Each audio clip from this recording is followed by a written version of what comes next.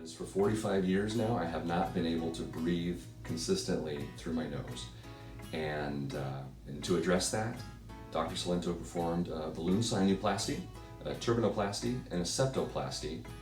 And long story short, now I can finally breathe. My wife doesn't hear me snoring anymore, and I feel fantastic. I wake up with more energy, my mental focus is better, and my quality of life is better overall.